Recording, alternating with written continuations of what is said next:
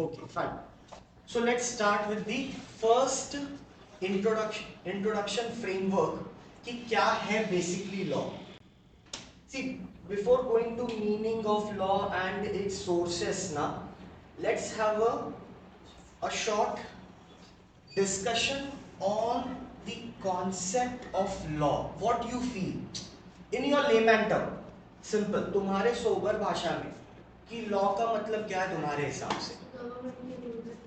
Okay, government के rules and regulations. और क्या हो सकता है? What it can be more, क्या कम अप से किसी भी भाषा में बात करो, does not matter. The do's and don'ts that एक a कौन person बोला should बेटा? follow. हाँ, क्या बोल रहा? The do's and don'ts that a person should follow. Okay, the do's and don'ts the person should follow. Okay, and anything more? और कुछ हो सकता है? Think. सर इस वर्ड से कनेक्ट हो सकता है, जैसे रूल्स और रेगुलेशन तो हो गया, और कोई वर्ड हम यूज कर सकते हैं क्या लॉ के लिए? हाँ, क्या बोला? कौन बोला बेटा? हाँ बोलना, बोल. Law and order. Law and order तो वही सेम हो गया, rules and regulations. Anything more? Obligation, ये वर्ड पता है? Okay, so what do you feel about this word obligation? तुम्हारा क्या पर्सपेक्टिव है? ऑब्लिगेशन मतलब क्या है? किसी पर कुछ थोपना. Okay, so you are obligated to study for a longer period of time. ठीक है, सो तुम्हारे पर मैं ये रिस्पॉन्सिबिलिटी थोप रहा हूं कि तुम बहुत टाइम तक क्या करो, पढ़ो. That is an obligation. ठीक है, अब क्या होता है ना, when we started working in the organisation, company is an artificial person, try to understand. लेकिन उसको चलाने वाला जो है ना, वो आर्टिफिशियल नहीं है. वो चलाने वाला उसमें कौन है? तो वो है बोर्ड ऑफ डायरेक्टर्स. फिर वो कौन हो गया? प्रमोटर. ठीक है, चेयरमैन, सीईओ, सीएफओ, कोई भी रैंडम पीपल यू से. अंडरस्टूड? ये लोग चलाने वाले आर्टिफिशियल नहीं है, दे आर ह्यूमन बीइंग्स. तो they can do some kind of wrong things in the company. They can do. Can do का मतलब समझा? कर सकते हैं. करेंगे क्या sir? That is not the point of concern. हो सकता है ना, गलतियां हो सकती हैं. ठीक है, मैं ट्रिपल सीट जा सकता हूं. जा सकता हूं कि नहीं? जा सकता हूं ना, मैं ट्रिपल सीट जा सकता हूं. तो हो गया सर गलती. ट्रिपल सीट जाना गुनाह है क्या सर? क्राइम है क्या? हाँ. अगर नहीं है तो फिर ट्रैफिक पुलिस हवलदार को देख के सामने वाला क्यों भाग जा रहा है, या वो क्यों गाड़ी से उतर जा रहा है? जाओ ना, विदाउट हेलमेट ट्रैवल करो ना. What's an issue in that? Problem कुछ है क्या? हाँ, क्यों पकड़ेगा तो मामू क्या लेगा फिर? हाँ, दैट्स द पॉइंट. हमको डर फाइन का है, मतलब we know that whatever we are doing at this point of time is against the law. That's the most important thing. You cannot break the law in our country. ठीक है, कानून को तोड़ के तुम काम कर सकता नहीं है. इसके लिए हमें पढ़ना है सर. हमें क्यों पढ़ना है sir? Because what we are doing in the organisation ना, that we are the CA of the company. Understood? तुम एक कंपनी का चार्टर्ड अकाउंटेंट है. जिस कंपनी का टर्नओवर है suppose 1000 crore. Take an example, a company called Tata. 1000 crore का टर्नओवर तो होगा ही ना, ऑब्वियसली बात है. उस कंपनी का जो सीए है, ठीक है, now just feel the immense amount of responsibility that person should have at the time of auditing.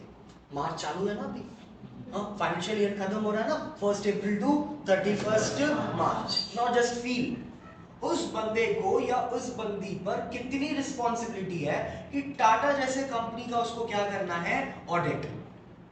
Just by knowing कि ट्रेडिंग अकाउंट है, बैलेंस शीट है, पी&एल अकाउंट है, एसेट्स है, लायबिलिटीज है, इससे काम निकल जाएगा क्या? नहीं. तो आपको एवरी पर्सपेक्टिव चीज के बारे में पता होना चाहिए. ये कंपनी फॉर्म हुआ कैसे, ठीक है, अकाउंटिंग रूल क्या है कंपनी का, कंपनी अकाउंटिंग रूल फॉलो कर रहा है क्या, ठीक है, ये सब चीज मेंशन होना चाहिए तुम्हारे लॉ में. That is why the ICAI have given you this subject कि ट्राई टू अंडरस्टैंड कि लॉ सिर्फ तुम्हारे just for your writing purpose is not there कि लिखो पास हो जाओ और भूल जाओ, नहीं, हर जगह पर ये काम आएगा. सो कॉन्ट्रैक्ट कैसे बनता है, कंपनीज का एक्ट क्या है, सेल्स ऑफ गुड्स एक्ट क्या है, नेगोशिएबल इंस्ट्रूमेंट, जो भी हमने टॉपिक का नाम देखा वो सब topic will be connecting to you. Understood? That is why this is मतलब दैट इज दैट सब्जेक्ट कि इस पे हम MCQ कर ही नहीं सकते. इसके लिए इसको MCQ के कैटेगरी में डाला नहीं है. इसको बोला तुम लिखो, लिखोगे तो समझ में आएगा whether that person is sensible or not. टिक तो वो कर सकता है कैसे भी, लिखेगा तो हम रीड करेंगे तो हमको पता चलेगा इसको पता है कि नहीं. इसको लॉ नहीं पता है, हाँ, not a proper CA, not a proper CS. Why? Because he doesn't know law only यार. अ कंट्री का लॉ या कंपनीज का लॉ या कॉन्ट्रैक्ट का लॉ नहीं पता है तो हाउ विल वर्क. तो this that is why this they have given you the whole scenario कि क्या है प्रॉपर लॉ, किस कंटेंट में कहां कहां पर एप्लीकेबल होता है. तो directly see to that point, हमारे इंडियन कॉन्स्टिट्यूशन के हिसाब से, ठीक है, a country called India run on this 4 principles. तो हमारे यहाँ पर 4 लॉ ये, ठीक है. सबसे पहले हमारे यहाँ पर क्या है, क्रिमिनल लॉ, ठीक है. Then we have civil law, then we have common law, ठीक है. And then what we have is called principles of natural justice. So ये चारों पढ़ना है हमको at this point of time नहीं. हमारा बेसिक कंसर्न सिर्फ और सिर्फ कहां पर होगा, कॉमन लॉ में. वो बाकी दो जो चीजें हैं उनका एक ओवरव्यू तुमको दिया जाएगा कि किस तरीके से इट विल वर्क. अंडरस्टूड? ठीक है. For example criminal law is what, the act which is criminal, like murder, theft, चोरी, ठीक है, मेनी थिंग मोर. अंडरस्टूड? हाँ, exactly, rape, what he said. Understood? ठीक है. तो ये सब जो चीजें हैं, ठीक है, this all comes under the category of what, criminal. ये सब चीजें. फिर सिविल लॉ में क्या आता है sir? So dispute regarding land, land dispute होता है ना, अंडरस्टूड, वो सिविल लॉ में आता है, ठीक है. अंडरस्टूड? फिर और क्या आता है सर सिविल लॉ में? डिफर्मेशन. डिफर्मेशन क्या होता है सर? जैसे कि मैंने आपके बारे में कुछ गलत शब्द बोला ऑनलाइन प्लेटफॉर्म पे. Did you understood what I have told you? पक्का ट्रोल किया है इन दैट टर्म्स, ठीक है. और या तो मैंने आपका कोई पैरोडी वीडियो बनाया है in a funny way. Parody video मतलब कि मैंने आपका नकल उतारा है in a funny way, but that affects your sentiment, that affects your emotions, ठीक है. And you have sued on me. तो सूड का मतलब यहां पर क्या हो जाएगा? केस. SUED, केस कर दिया आपने. So you are filing a case against me on what basis? क्या सेक्शन क्या लगाया है? लोग पूछते हैं ना, कानून क्या लगाया है? तो डिफर्मेशन का कानून लगाया है. तो that also comes under what? Civil law. Understood? Land dispute हो गया, बिल्डिंग डिस्प्यूट हो गया, बिल्डर से झगड़ा कर लिया, बिल्डर ने पैसा लिया और हमको घर दिया नहीं, तो फिर अभी हम क्या करेंगे? सिविल लॉ में जाएंगे. तो इनका प्रोसेस अलग है. मर्डर किया है उसका प्रोसेस अलग है, उसके प्लेयर्स अलग है. सिविल लॉ के प्लेयर्स अलग है, क्योंकि दोनों का जो मोटिव है काम करने का वो भी क्या है? अलग. Simple as that. ठीक है. फिर आ गया तुम्हारा कॉमन लॉ.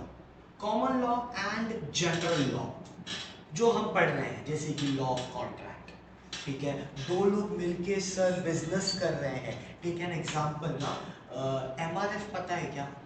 और क्या बनाता है? टायर. और क्या ऑप्शन है MRF के अलावा? C8. और क्या ऑप्शन हो सकता है? TVS.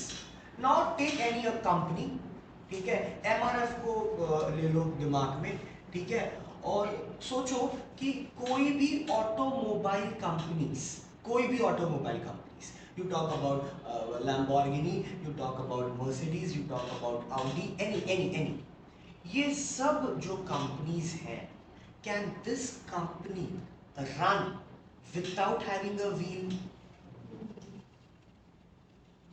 No. So means automobile industry have to depend on MRF tires. This is the one side of the picture. Now come to the second side. Do MRF tire require all these automobile companies? हाँ, एक चक्का है गाड़ी नहीं है, गाड़ी है चक्का नहीं है, प्रॉब्लम है दोनों में। Understood? So what is the solution of it? तो सॉल्यूशन ये है ना कि ऑटोमोबाइल कंपनीज बोलती है देखो हम कार बना रहे हैं, हमको टायर चाहिए, हम किससे ले लेंगे? एमआरएफ से। तो let's do a contract between who? So between a company called Tata Motors and a company called MRF tyre. ये दोनों ने साथ में क्या साइन किया? कॉन्ट्रैक्ट। होता है, प्रैक्टिकलिटी है। अंडरस्टूड? ऐसा नहीं है हवे में बात कर रहा हूं मैं, you can check it out. Understood? So Tata Motors have a contract with the MRF. Yeah, suppose Tata Motors have a contract with the C8. ठीक है? तो क्या कॉन्ट्रैक्ट है कि आप हमको क्या देना? टायर देना हमारी गाड़ियों के लिए, ठीक है? So again take an example कि मैंने 100 कार बनाया, ठीक है, और एक गाड़ी में कितना पहिया चाहिए? 4। तो I am producing how much car? 100. So how much tire I will required? 400. So there is a contract between Tata Motors and MRF tires of 400 wheel. तो ये उस एग्रीमेंट में लिखा है, ठीक है, और हमने क्या किया है? साइन। अब अगर सपोज 50% टाटा ने पेमेंट किया, ठीक है, और एमआरएफ ने टायर दिया नहीं, what will be the next scene? हाँ, सोचो अपने बुद्धि से, आंसर तुमको पता ही है बट बोल नहीं रहे हो तुम, बोलो बिंदास, वही है जो तुम बोल रहे हो वही है। What will be the next scene? Case file होगा। Exactly, no problem, case file होगा, ठीक है। फिर क्या आएगा केस फाइल में? कोर्ट गया, ओके, कोर्ट भी चला गया मैं, then what we will do? Lawyers आ गए, ठीक है, लॉयर भी आ गए, then next what we will do? तो ये भी बोलेगा वो भी बोलेगा, okay, next what? I am just asking you कि कभी ना कभी तो वहां तक पहुंचेगा जो मैं सुनना चाह रहा है। Then the judge will take the decision and then they will go to who? Then compensation. Okay, fine. So दोनों लोग आ गया, दोनों का वकील भी आ गया।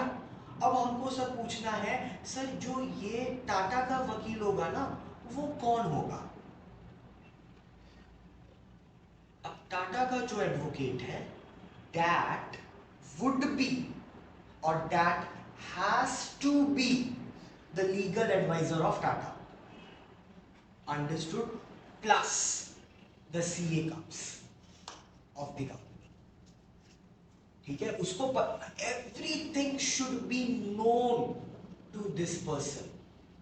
How much time कंपनी का जो डायरेक्टर है वो ब्रीथ ले रहा है ना वो भी पता होना चाहिए। हाँ, because that audacity, that power I have being a auditor of that company. See, CA have two options. Either they start working in the company or they start their own firm. So I'm talking about if you started working in the company. ठीक है, take an experience and then start your own firm at the age of 40-42. Superb life. तो 10 to 15 years का experience भी हो जाएगा और फिर तुम अपना फर्म चालू कर दो, वैसा चीज, ठीक है। तो वहां पर वो लोग आ रहे हैं and they are discussing on what point कि sir according to Indian Contract Act, अब ये पहला वर्ड बोला उसने, Indian Contract Act 1872, there is a contract between Tata Motors and MRF Tires. This is the agreement copy given to the judge. अब वो जज पढ़ रहा है the agreement copy and then he will come to know okay इनके बीच में क्या हुआ था कॉन्ट्रैक्ट. तो किसने लॉ ब्रीच किया? ब्रीच बोला तो तोड़ा. किसने तोड़ा? Now he will be sued and the compensation and the fine and the penalty. तो उसके लिए पता होना चाहिए उस चीज को कि क्या है. Understood? So that is why it has been necessary for you to understand the most important thing, common law. क्योंकि ये तुम्हारे बिजनेस के लिए है. ये जो ऊपर के दो लोग हैं ना, जो दो लॉ हैं, ये जब बच्चा या बच्ची LLB कर लेते हैं, then they go for it. कि हमको सर प्रैक्टिस कहाँ करना है? सी कंपनी का लीगल एडवाइजर अलग है, कोर्ट का लॉयर अलग है, तो दोनों ने पढ़ाई सेम किया है बट काम अलग अलग जगह पर कर रहे हैं. इसलिए वो व्हाइट शर्ट ब्लैक पैंट और कोट पहन के जाता है क्योंकि वो किधर जा रहा है, और ये जा रहा है ट्राउजर्स में क्योंकि ये कंपनी में जा रहा है. तो वो जो बंदा लड़ रहा है ना, वो इन दो बेसिस पे लड़ रहा है कि तुम कौन से वकील हो, क्रिमिनल वकील हो या सिविल हो. कॉमन लॉ में हमारा आ जाता है business law, companies act, contract. This all comes under the category of what? Company common law. Sorry, understood? ठीक है. And then we have a principle of natural justice. ठीक है. अब थोड़ा सा हम इस पे आते हैं, that is what SEBI and RBI. SEBI is what ना, security exchange board of India. When we talk about security, we talk about share market. We talk about what you can say, the purchase, the buying and selling of shares. We talk about stock. We talk about mutual fund. Security का मतलब यहाँ पर है, यहाँ पर market होता है. ठीक है, market place, stock market. So the government of India, the RBI set on the panel and decided कि कुछ तो कानून लाना है जिसके अकॉर्डिंगली पूरा का पूरा स्टॉक मार्केट क्या होगा, चलेगा. लोग अपना मनमानी चलाने वाले नहीं है कि मन किया तो बेच रहे हो, नहीं मन किया नहीं बेच रहे हो, मन कर रहा है तो स्टॉक को होल्ड करके रख दे रहे हो ताकि भाव बढ़े भाव बढ़े भाव बढ़े, बढ़ गया छोड़ दिया, रिलीज कर दिया. अंडरस्टूड? ऐसा ना हो. तो फिर वहां पर कौन आ गया? सेबी. तो सब जब सेबी आया, अंडरस्टूड, देन द प्रॉपर एक स्ट्रीमलाइन हो गया कि बाबा हर कोई कंपनी लिस्ट हो सकता नहीं है स्टॉक मार्केट में. नहीं तो कल उस जमाने में XYZ कोई भी कंपनी आके शेयर मार्केट में क्या हो जाता था? लिस्ट. आज लिस्टिंग के लिए एलिजिबिलिटी क्राइटेरिया है. वही कंपनी लिस्ट हो सकती है जिसका साल का टर्नओवर 1 करोड़ से ज्यादा. कम से कम बोल रहा हूं मैं, मिनिमम. नहीं तो एटलीस्ट 100 CR. 100 CR समझ रहा है? अब तुम अपने दिमाग में टाटा बिरला को हटाओ, जो स्टार्टअप कंपनीज हैं, उनका टर्नओवर 100 करोड़ है क्या? टर्नओवर का मतलब समझ रहा है ना बेटा, साल की कमाई. तो ऐसे बहुत से स्टार्टअप है जो 100 करोड़ तक नहीं पहुंच पाए. अंडरस्टूड? तो वो लिस्ट ही नहीं हो सकते स्टॉक मार्केट में. क्यों? क्योंकि रूल है. पहले तो होते थे सर, हाँ, before SEBI.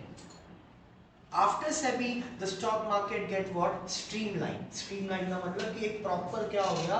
Rules and regulation. एक प्रोटोकॉल है, उसी के हिसाब से चलना है. नहीं चलोगे डिबाट कर देंगे, निकाल देंगे. स्टॉक एक्सचेंज खुद निकाल देगा तुमको. नहीं तो पहले क्या था? स्टॉक एक्सचेंज का वैल्यू कंपनी से कम था.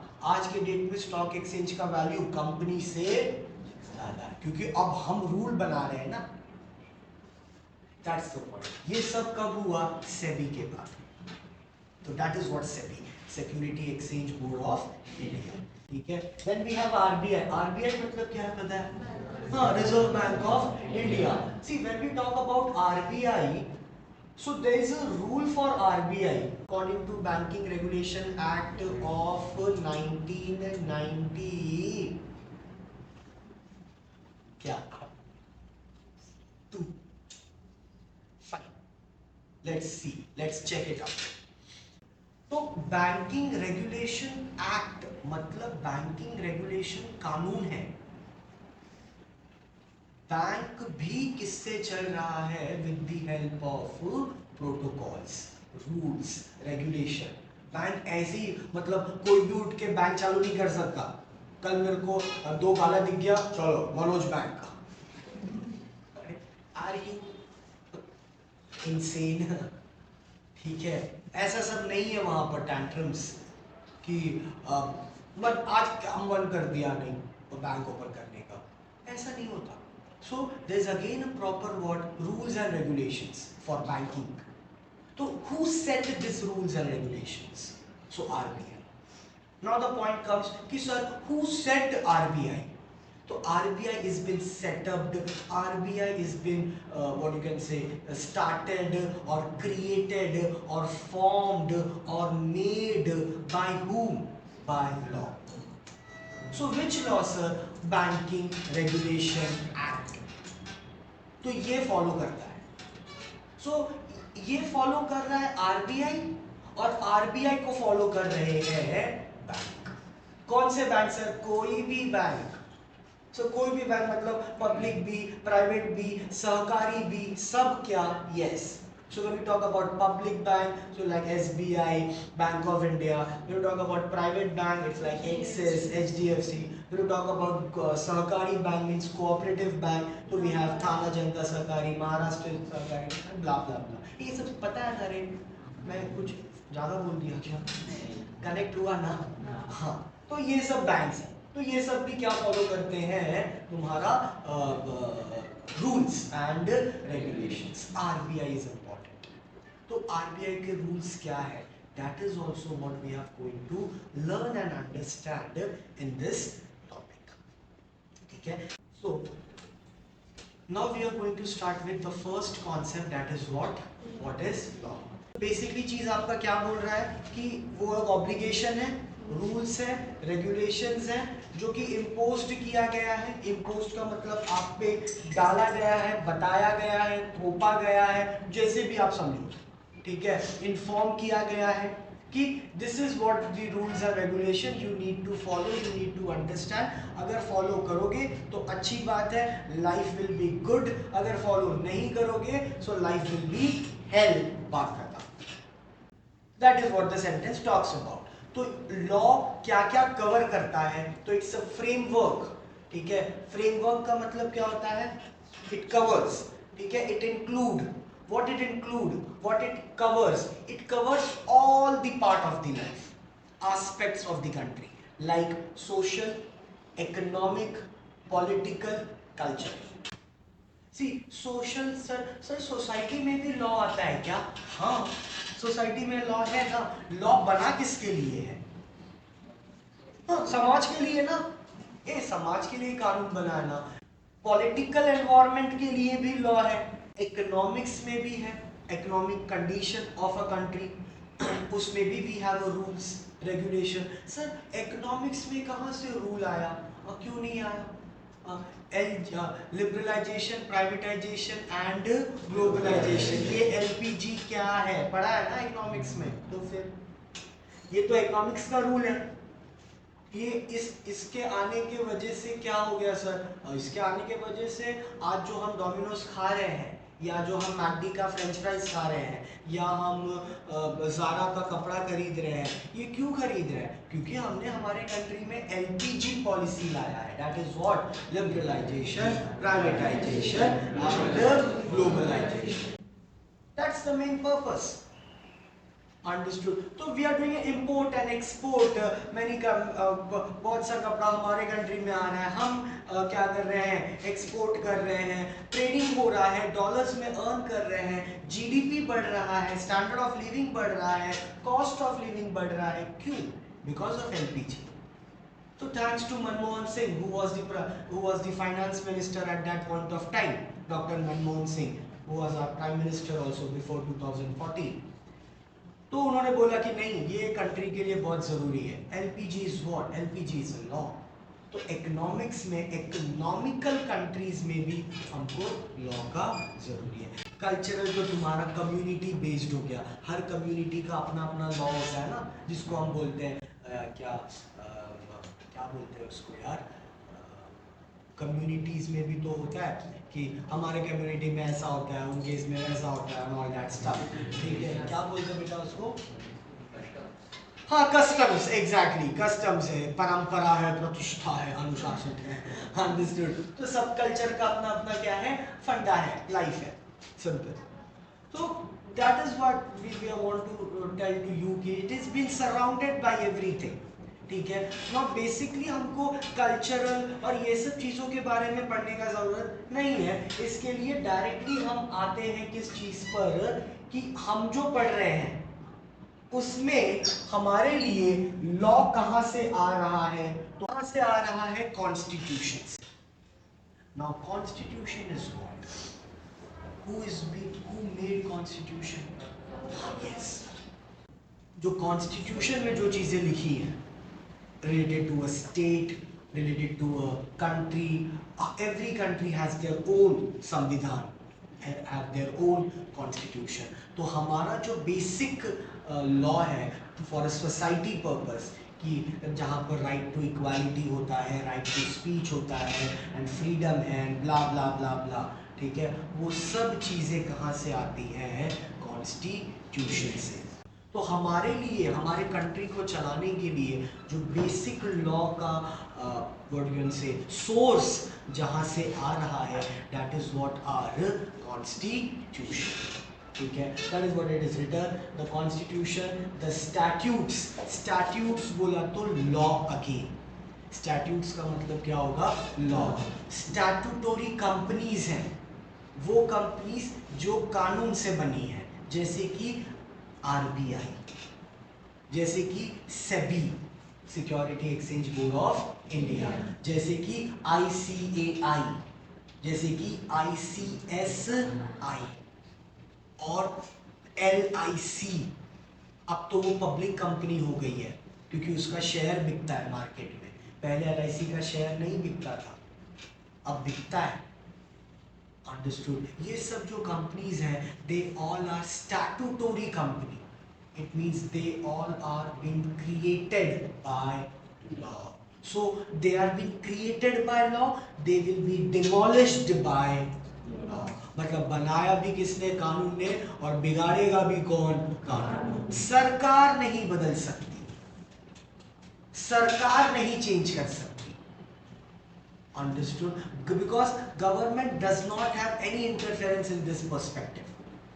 तो ऐसे कंपनीज को हम क्या बोलते हैं, स्टैट्यूट, अंडरस्टूड। स्टैट्यूट मतलब क्या हो गया, लॉ, और लॉ और मतलब सेम हो गया, made by the Parliament, understood, and state assembly. Judicial decision, judicial decision मतलब the decision which is been taken by the court. तो जो कोर्ट ने डिसीजन लिया है उसको क्या कहा जाएगा, जुडिशियल, जुडिशियल। इसका तुम्हारा दूसरा वर्ड क्या होता है, जुडिशरी। जुडिशरी बोला तो कोर्ट, कानून। तो जो डिसीजन कोर्ट ने लिया है, that will become under the category of judicial decision, and various courts and in some cases customs and usage. तो हमारे कंट्री में कोर्ट का डिसीजन को हम क्या मानते हैं, लास्ट डिसीजन। या तो किसी समाज का कोई कस्टम्स होगा, परंपरा होगा, अंडरस्टूड, तो वो एक बात पक्का समझा। सी जैसे ना, ये तुमको पता है क्या, अब देखो कानून है बट वहां पर उनका कस्टम्स बहुत ज्यादा स्ट्रांग है।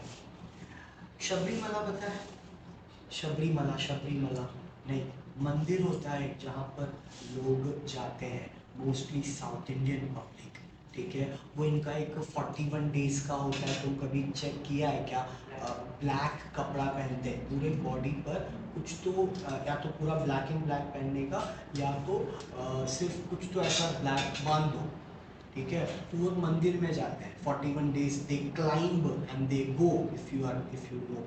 तो तो where they go to Sabarimala temple, ठीक है। अब वो शबरीमला टेम्पल जो है it's a cult temple. Cult मतलब ऐसा टेम्पल जो साइंस में बिलीव नहीं करता, वो बिलीव करता है अपने कस्टम्स पे, अपने रिलीजन्स पे, रिचुअल्स पे।